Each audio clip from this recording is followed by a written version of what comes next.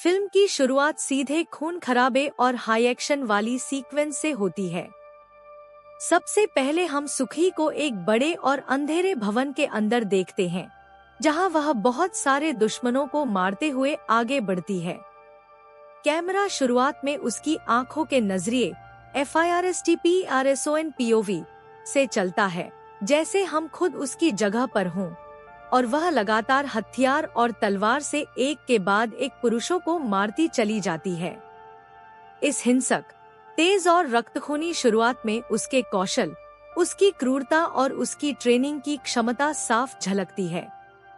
अंत में जब वह चारों ओर से पुलिस से घिर जाती है, तब भी वह डरी भी नहीं, बल्कि शांत और परिपक्व रहती है। इसी बीच उसकी पहचान छुपी रहती है और पुलिस उसे पकड़ लेती है। बहुत छोटी उम्र में सुखी अपने पिता का खून देखती है, लेकिन हत्यारे का चेहरा नहीं देख पाती, सिर्फ एक सीटी की धुन याद रहती है।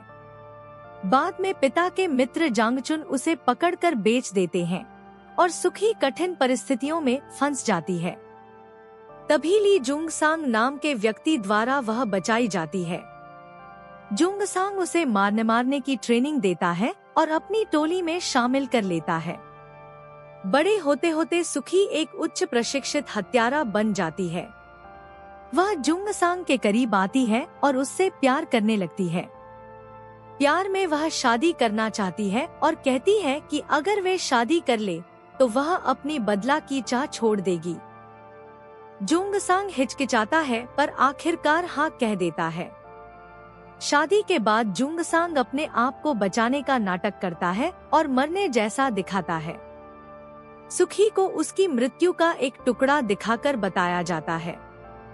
सुखी गुस्से में सभी दुश्मन लोगों को मार देती है जो उसके सामने आते हैं।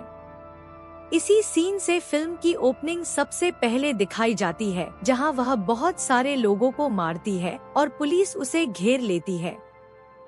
पुलिस की कस्टडी में सुखी को दक्षिण कोरिया की एक गुप्त खुफिया एजेंसी ले जाती है, जहां उसकी मौत को नकली दिखाया जाता है और उसे ची एयोनसू नाम की नई पहचान दी जाती है।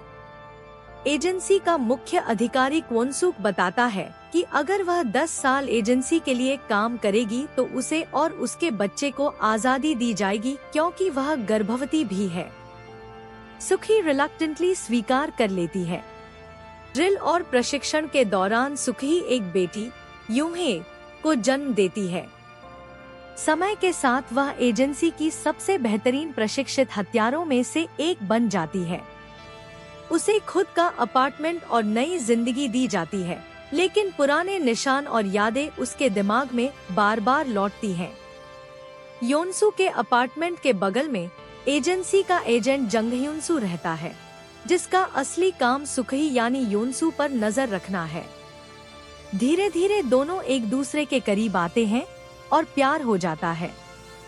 वे शादी का फैसला भी कर लेते हैं, लेकिन यह सब एजेंसी द्वारा सुनियोजित योजना भी है ताकि योनसू के भरोसे और काम को नियंत्रित किया जा सके। एक मिशन के दौरान योनसू को पता चलता है कि उसका अगला लक्ष्य उसी व्यक्ति को मारना है जिसे वह पूर्व में खो चुकी थी, जुंगसांग। लेकिन लक्ष्य पहचानते ही वह गोली नहीं मार पाती। यह बड़ा झटका है क्योंकि जुंगसांग मर चुका समझा जाता था।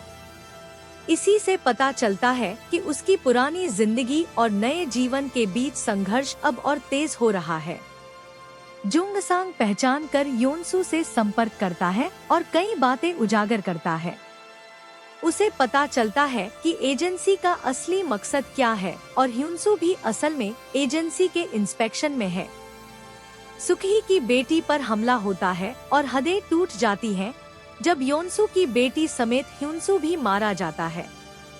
अपने गहरे दुहक और गुस्से में सुखी फिर से अपने पुराने कौशल को उपयोग में लाकर जुंगसांग और उसके लोगों का पीछा करती है।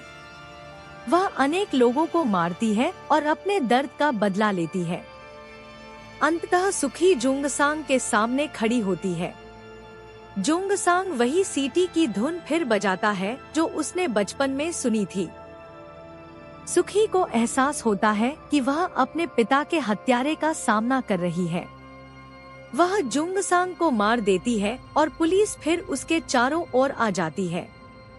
फिल्म खून और बदले की तलाश में खत्म होती है, जहां सुखी मुस्कुराती और हंसती है, एक विलेन और हीरोइन का मिश्रण बनकर।